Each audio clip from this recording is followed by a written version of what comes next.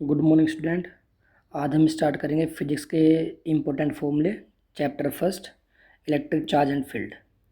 Electric charge and field.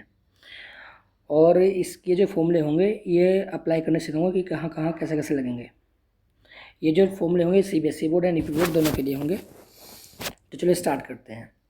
देखो first यहाँ पर बोला था additivity of charges of A system, यानी कि चार्ज की एक प्रॉपर्टी होती है, ठीक है ना, जिसे बोलते हैं एडिटिविटी ऑफ चार्जेस। इसमें क्या होता है, जैसे मान लो आपके पास कोई सिस्टम दे रखा है यहाँ पर, है ना। इस सिस्टम के अंदर मान लो बहुत सारे चार्ज रखे हैं, this one this one this one and this one. अगर आपको कोई नेट चार्ज पूछ ले कि भाई इस सिस्टम पर नेट चार्ज कितना होगा, तो उस नेट चार्ज को निकालने के लिए हम करेंगे ये वाला फॉर्म लगाएंगे, Q equal to Q1 plus Q2 plus Q3। यहाँ पर हम जानते हैं चार्ज कैसी क्वांटिटी है, स्केलर क्वांटिटी। यानी कि अगर मान लो यहाँ पर मान लो 5 कूलम चार्ज है, यहाँ मान लो प्लस 3 कूलम चार्ज है, यहाँ मान लो 4 कूलम चार्ज है, यहाँ मान लो 5 कूलम चार्ज है।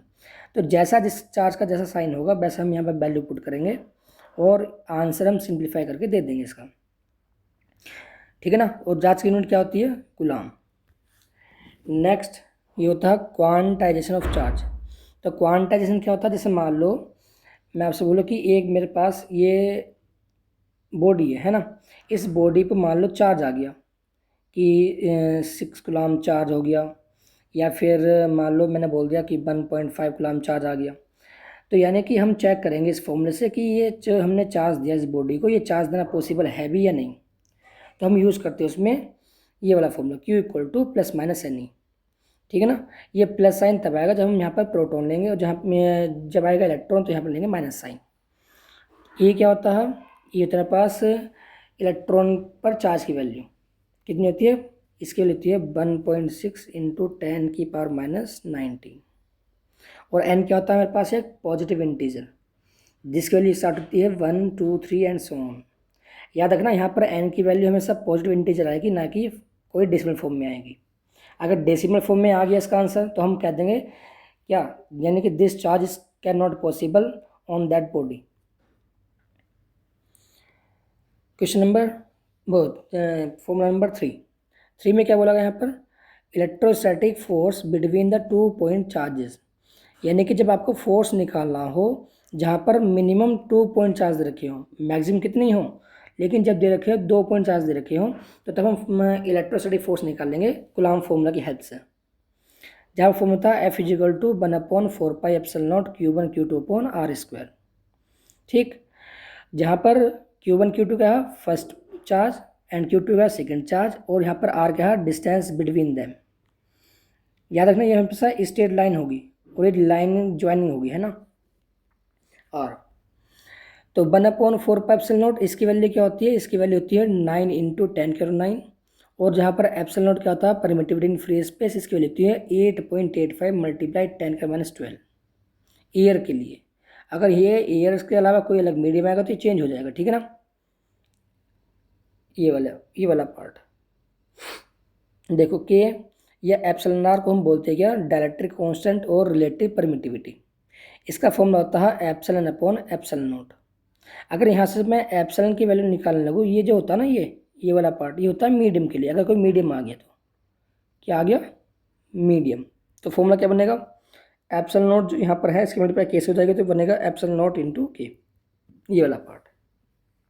तो मैं यहाँ पे लिखता हूँ, बस आपको ना ये वाला फॉर्मूला याद रखना हमेशा, चाहे कोई मीडियम हो या ना हो। तो आपको लिखना 1/4 पाई एप्सिलॉन नॉट इंटू के Q1 Q2 upon R square. चाहे एयर हो मीडियम हो कुछ भी हो, हमेशा ये वाला फॉर्मूला याद रखना फोर्स का, जब 2 चार्ज दे रखे हो तो ये वाला फॉर्मूला। जहाँ पर के क्या होता है, के की वैल्यू क्या होती है, 1 होती है एयर के लिए, और मेटल की होती है इन्फिनिटी। नेक्स्ट फोर्थ वाला, इसमें लिखा है इलेक्ट्रिक फील्ड इंटेंसिटी। अगर मान लो आपको इलेक्ट्रिक फील्ड इंटेंसिटी निकालनी है तो क्या लगाएंगे हम उस पर, हम जानते हैं इलेक्ट्रिक फील्ड इंटेंसिटी कहते हैं force per unit test charge, that is called electric field intensity, ठीक है ना। तो यहाँ पर F क्या है मेरे पास, फोर्स, ये क्या है मेरे पास, Q चार्ज। अगर यहाँ से एक फॉर्मूला बन जाएगा ये वाला F is equal to Q into E, अगर फोर्स निकालेंगे तो, ठीक है ना, F is equal to Q into E. 5 में क्या बोला था यहाँ पर, electric field intensity due to a point charge Q at distance R. देखो अगर मान लो आपको कोई पॉइंट चार्ज दे दिया क्यू, और इस क्यू चार्ज की वजह से किसी भी एक पर्टिकुलर डिस्टेंस पर अगर आपको निकालना कि भाई इस लोकेशन पर कितना इलेक्ट्रिक फील्ड होगा, तो उसके लिए फॉर्मूला लगाएंगे हम E इजकल टू के, जहाँ पर ये के क्या होता है, वो होता है 1/4πε0 के क्यू, ये वाली वैल्यू होती है इसकी, ठीक है ना। एयर के लिए यहाँ पर क्या हो जाएगा, के वैल्यू 1 हो जाएगी, जो मैंने लास्ट टाइम में भी बताया था।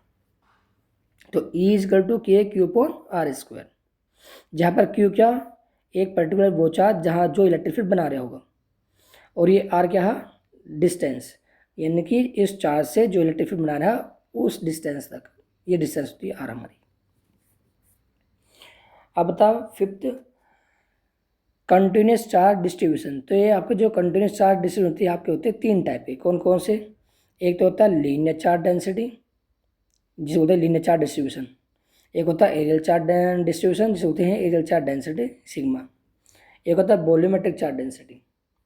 तो देखो लीनियर चार्ज मतलब जो एक पर्टिकुलर लाइन पर जो चार्ज स्टोर्ड होगा, यानी कि हम इसे बोल देंगे per unit charge stored in per unit length, that is called linear charge density.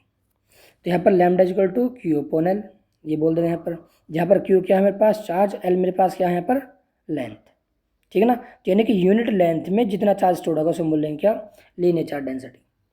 इसका यूनिट क्या होगी, चार्ज की हम जानते हैं यूनिट होती है कूलाम और लेंथ की होती है मीटर, तो यहाँ से मेरे पास जो यूनिट बनेगी वो बनेगी कूलाम पर मीटर। अब बात करते हैं एरियल चार्ज डेंसिटी। ये क्या होता है, एक पर्टिकुलर एरिया पर या सरफेस पर जो चार्ज स्टोर होता है उसे बोलते हैं हम क्या, एरियल चार्ज डेंसिटी।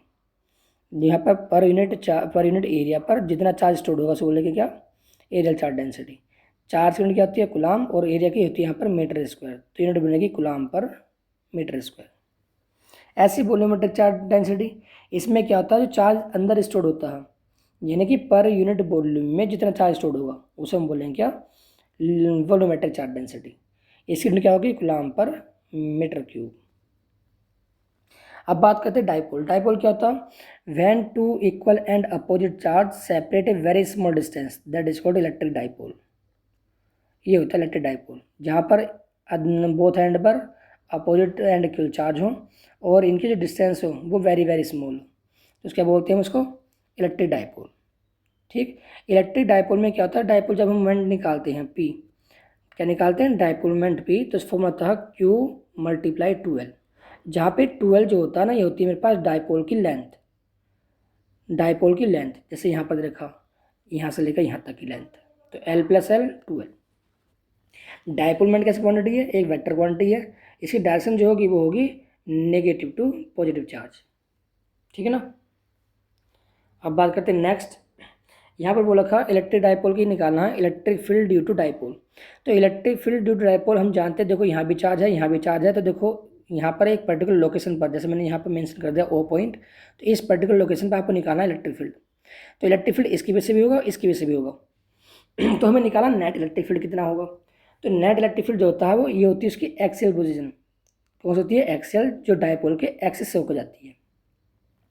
तो फॉर्मूला होगा किसका, ई एक्सियल इक्वल टू के 2p अपॉन आर क्यूब, जहाँ पर के वो ये 1/4πε0। पी क्या होता है, डाइपोल मोमेंट, फॉर्मूला था क्यू इंटू 2L, और ये आर क्या होता है, डिस्टेंस। कहाँ से ये आर डिस्टेंस कौन सी होती है, आर डिस्टेंस होती है उसके सेंटर, डाइपोल के सेंटर से लेकर जहाँ पर हम निकालते हैं। अब बात करते हैं क्या, इक्वेटोरियल। इक्वेटोरियल क्या होता है, डाइपोल के जो जहाँ पर सेंटर होता है उसके परपेंडिकुलर किसी भी पोजीशन पर, आइदर दिस साइड या फिर आइदर दिस साइड। ये लेंथ L, ये भी लेंथ L, ये पास मान लो R डिस्टेंस है। तो फॉर्मूला इसका होगा E equatorial equal to KP upon R cube.